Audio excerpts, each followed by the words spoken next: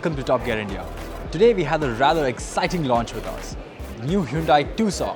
Even though it's been globally available for since 2020, finally makes its way to India in its current avatar, which is the 4th generation Tucson. Now, compared to the previous Tucson, it is now longer, wider and taller than before, and as you can see, it's taking an entire new design language from Hyundai's side. It's currently leading the charge in terms of safety, technology and performance, and the best of everything that Hyundai has to offer currently in India.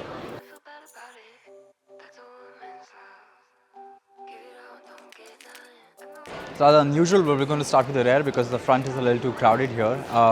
As you can see, everyone's very excited for this car. So Hyundai goes with this really cool tail lamp design.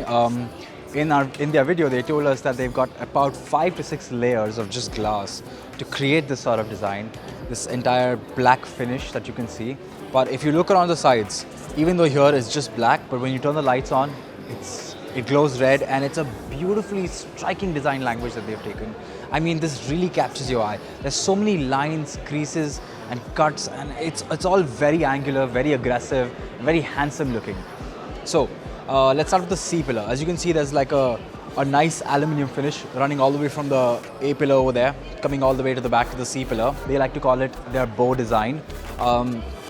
You have 18-inch wheels as standard with MRF tires on. As you can see, there's a strong shoulder line that runs all the way from the rear, all the way to the front, and wraps its way around the car, which gives it quite a prominent shoulder line, and it's even got very aggressive arches over here. So even the wheel arches finished in plastic over here, as you can see, they've still got a lot of angular cuts to them, and they're not just simply plastic. There's another shoulder line running right here, going from the rear door all the way to the back, connecting to the tail lamp. So a lot of lines, a lot of cuts, a lot of creases over here. If you come all the way to the back over here, and let's look at the rear bumper.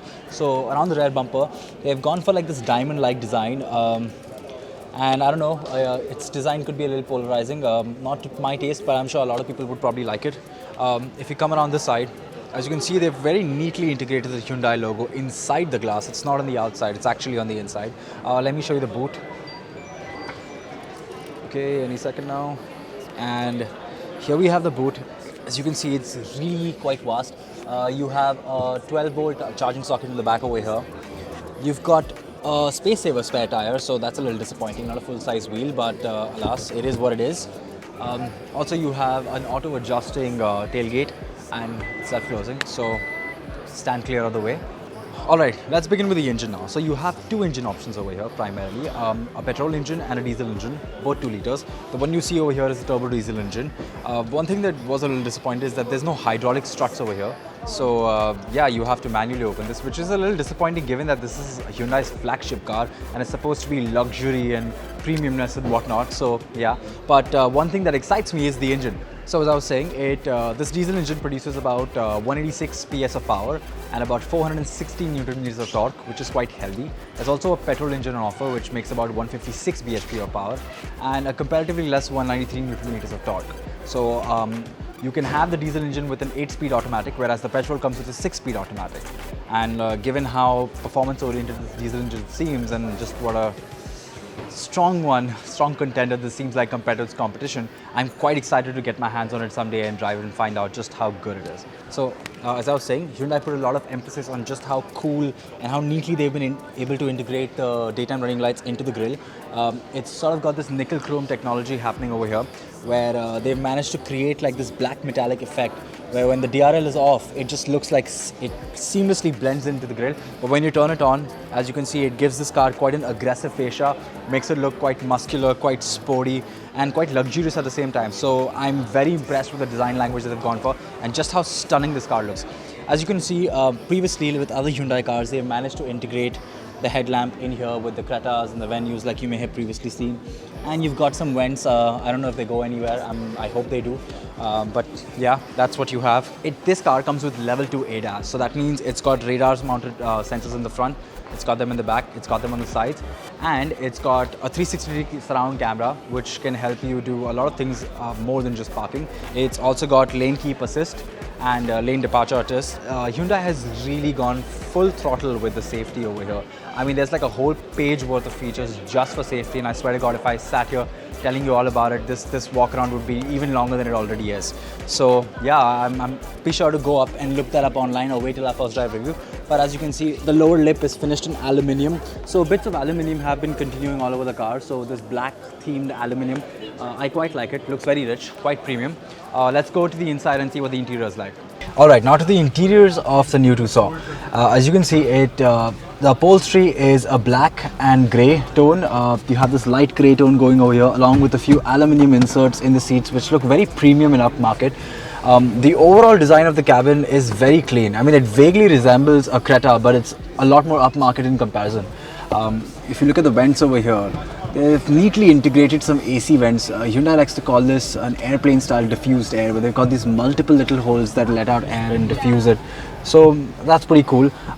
So this gets a 10.25 inch screen over here, and Hyundai has upped it. In fact, a lot of it is connected tech now with the BlueLink app.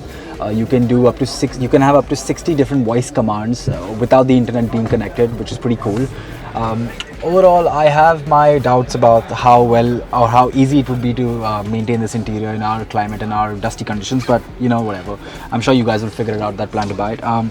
This car also gets heated and cooled seats. Now, I'm not quite sure why you'd need the heated seats, but cooled seats, yeah, I can totally see the appeal for it. Heated seats, I guess maybe if you're living in colder places. You can have sort of different driving modes and terrain modes over here. So you can choose between mud, rock, snow, and driving modes. There's a new driving mode apart from your eco basic ones and sport. You have a mode called smart, which I think detects your driving mode and accordingly adjusts different parameter. This car also gets 8-speaker Bose system, which again you can find on the Creta too, but hopefully they've upped the ante on this a little bit. But the rest of it, as you can see, the steering follows a very similar design language, but it's just marginally different. It looks a little cleaner, feels very premium to hold. The touch, you have your front instrument cluster over here, very neatly integrated into the dash. And the overall design of the dash, as you can see, is like one clean line over here, going from front to back. So that's quite cool. I would love to hop in the back and show you the back seat over here. Oh wait, yeah, you also have wireless charging. I totally missed that in the dark, but you have wireless charging over here and a little space for your phone right here. Decent sized glove compartment, cubby holes, etc, etc, and yeah, a pretty deep bin over here. So alright, I'll hop in the back and show you what the back seat's like. Now, Hyundai claims that they have a really increased, in fact, Hyundai claims this has the largest wheelbase in its segment, and as you can tell, there is so much legroom over here. For reference, I'm about 6 feet tall, and yeah, I have plenty of space right here. There's no need for me to have any more. It's a very comfortable place to be, and I can see a lot of people getting quite comfortable here and going on long distances. But enough about that. Another key highlight is that you can adjust these seats, so you have quite a bit of recline. I mean, like a lot. Like you can really like get comfortable in this car, so that's quite nice. One thing that I'm a little disappointed in, and maybe I'm a little spoiled with the Creta, is that you don't get the drop down sunshades over here that you normally do, so that's a little disappointing. But alas, I'm sure you can get optional magnetic ones from Hyundai. Another cool feature is that now you can adjust the front passenger seat from the back over here, sort of like what you'd see like a Boss mode for Tata, or like what you'd see other manufacturers like Mercedes and Benz offer. You can just move the seat forward and back and accordingly adjust the recline to get more and more comfortable right from the back. So nice for people who are going to be primarily chauffeur driven. Now again, you just get 2 USB charging sockets over here. No Type-C sockets, but that's okay. I would have preferred one Type-C and one USB, but that's alright, I'm not going to complain. Yeah, wireless charging just in the front, and I'm pretty sure you have ambient lighting integrated in here. Unfortunately, we don't have the key of the car, so I can't even put on the screen or show you any of the features. But yeah, so far this is it, the new Hyundai Tucson. All in all, I would say this looks to be a very comfortable car, and I cannot wait to get my hands on it, or I can't wait till one of my team members gets their hands on it and tells me all about it. So do stick around to the Top Gear India YouTube channel for further news about the Hyundai Tucson. This is Gavin Rodriguez signing off.